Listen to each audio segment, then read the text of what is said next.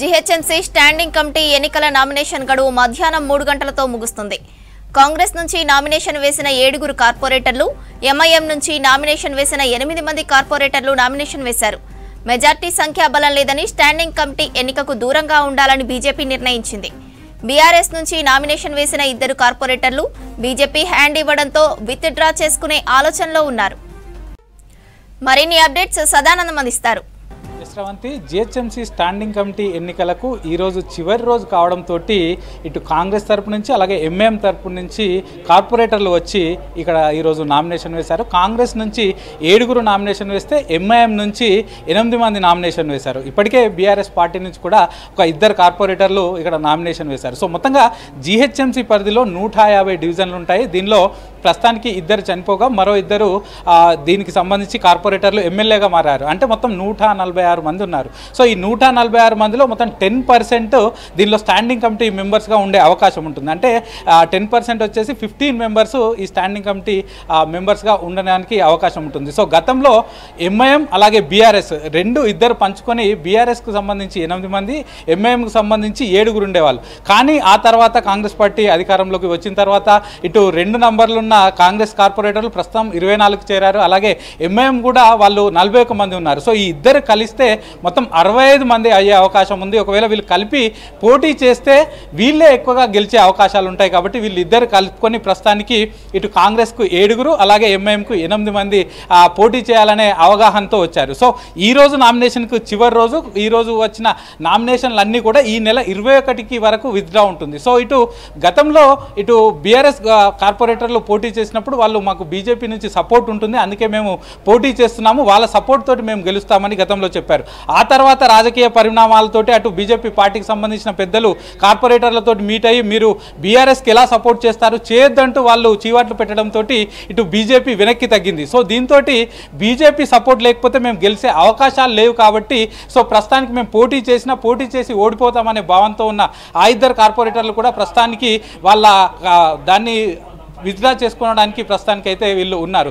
So దీనికి సంబంధించి ఇప్పటి వరకు మరి కాసేపట్లో ప్రస్తుతానికి ఈ కార్పొరేషన్కి సంబంధించిన స్టాండింగ్ కమిటీ ఎన్నికలకు సంబంధించి పూర్తిగా విత్డ్రా ఇటు నామినేషన్ ప్రక్రియ టైం కూడా పూర్తవబోతుంది. సో ఇప్పటి వరకు అయితే ఇటు కాంగ్రెస్ నుంచి 7, ఎంఐఎం నుంచి 8, అలాగే బీఆర్ఎస్ నుంచి 2 మొత్తం ఇప్పటి వరకు 17 నామినేషన్లు అయితే వచ్చాయి. సో ఈ ఒకవేళ వీళ్ళు కనుక ఇలాగే ఉంటే, అంటే ఒకవేళ 15కు మించి ఒకవేళ నామినేషన్లు వస్తే అప్పుడు ఎన్నికకు పోయే అవకాశాలు ఉంటుంది. సో ఈ ఎన్నికలకు సంబంధించి returning officer GHMC secretary Satyanarayana sir చూస్తున్నారు. ప్రస్తుతం సార్ తోటి అడిగి తెలుసుకుందాం. సార్, ఇప్పటి వరకు ఇంకా గంటన్నరలో పూర్తిగా ఈ ప్రాసెస్ కంప్లీట్ అవుతుంది నామినేషన్కు. సో ఇప్పటి వరకు ఎన్ని నామినేషన్లు వచ్చాయి, అలాగే ఈ ఎన్నికల ప్రాసెస్ ఎట్లా ఉంటుంది సార్? ఇప్పటి వరకు టోటల్ 17 నామినేషన్స్ రిసీవ్ చేసుకోవడం జరిగింది. ఈ నామినేషన్స్ రేపు 11 o'clock కమిషనర్ దగ్గర స్క్రూటినీ ఉంటుంది. ఆ స్క్రూటినీ అనంతరము టోటల్ వ్యాలిడ్ నామినేషన్స్ ఎన్ని అనేది రేపు డిస్ప్లే చేయడం జరుగుతుంది. తర్వాత 21st వరకు విత్డ్రావల్కు అవకాశం ఉంది. 21st ఈవినింగ్ 3 తర్వాత we will come to know how many candidate total validly nominated candidates అనేది తెలుస్తుంది. ఒకవేళ 15కు మించి ఎక్కువ నామినేషన్లు ఉంటే అప్పుడు ఎన్నికల ప్రాసెస్ ఎట్లా ఉండబోతుంది? ఏ రోజు ఓటింగ్ ఉంటుంది, ఫలితాలు ఎప్పుడు ఉంటాయి, ఎట్లా ఉంటుంది సార్? 15 నామినేషన్స్ మించి మనం 21కు తెలుస్తుంది. తెలిసిన తర్వాత 25కు మనకు మార్నింగ్ ఎలక్షన్ మార్నింగ్ మనకు స్టార్ట్ అవుతుంది. 25th రోజు 10 నుంచి 3 వరకు ఎలక్షన్ కొనసాగుతుంది. ఎలక్షన్ అనంతరం అదే రోజు మనకు కౌంటింగ్ ప్రక్రియ చేపట్టడం జరుగుతుంది. సో అలాగే ఇప్పుడు కాంగ్రెస్ నుంచి బాబా ఫసీద్దీన్ డైరెక్ట్ ఆయన నిలబడుతుండు, కానీ ఆయన లేడు, ఆయన వేయలేదు. ఆయన తరపున వేరే వాళ్ళు నామినేషన్ పత్రాలు మీకు ఇచ్చారు. సో అది చెల్లుతుందా సార్ అట్లా? గవర్నమెంట్ జీవో ఉందండి, జీవో ఎంఎస్ నెంబర్ 59 రూల్ 8 ప్రకారం ఒకవేళ క్యాండిడేట్ సైన్ చేసి అతను రాలేని ఎడల ఎవరైతే ప్రపోజర్ ఉంటారో ప్రపోజర్ సైన్ చేసి ప్రపోజర్ ద్వారా నామినేషన్ ఇవ్వచ్చు. It is valid.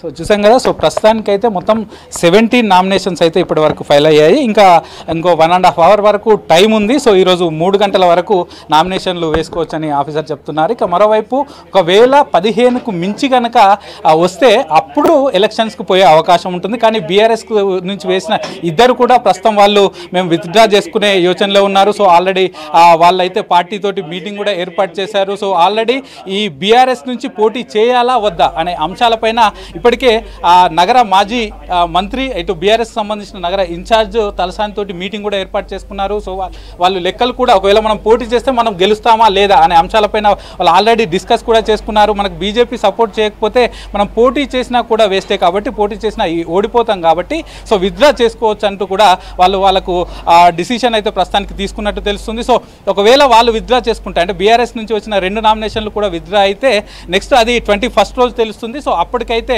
ఒకవేళ వాళ్ళు విత్డ్రా చేసుకుంటే ఇటు కాంగ్రెస్ నుంచి 7, ఎంఐఎం నుంచి 8 మంది మొత్తం 15 మెంబర్స్ తోటి ఈ సంవత్సరానికి సంబంధించిన స్టాండింగ్ కమిటీ అయితే ఎన్నికయ్యే అవకాశం ఉంటుంది. గత 9 ఏళ్లుగా ప్రస్తుతానికి ఈ స్టాండింగ్ కమిటీ అంతా కూడా ఏకగ్రీవంగా వస్తుంది. సో ఈసారి కూడా బీఆర్ఎస్ వాళ్ళిద్దరు విత్డ్రా చేసుకుంటే ఈసారి కూడా ఇటు కాంగ్రెస్ నుంచి 7 అలాగే ఎంఐఎం నుంచి 8 మంది మొత్తం 15 మందితోటి మరోసారి ఏకగ్రీవం అయ్యే అవకాశాలు అయితే కనిపిస్తున్నాయి. శ్రవంతి.